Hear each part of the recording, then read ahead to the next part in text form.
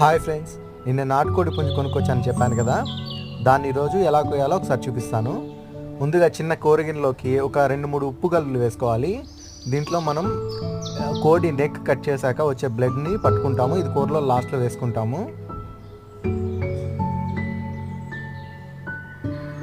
తర్వాత బొచ్చు మొత్తం తీసేసి కాల్చుకోవాలి. వేడి నీళ్ళలో కానేస్తే బొచ్చు ఈజీగా వస్తుంది, కాకపోతే కొంచెం టేస్ట్ తగ్గుతుంది అంటారు, అందుకని డైరెక్ట్గానే పీకేస్తున్నాం. ఇలా చేయాలంటే కొంచెం ఓపికగా చేయాలి. బొచ్చు మొత్తం తీసేశాక ఏదైనా తాటాకు కానీ టెంకాయ కానీ వేసుకొని మంట పెట్టుకొని దానిపై లైట్గా కాల్చాలి.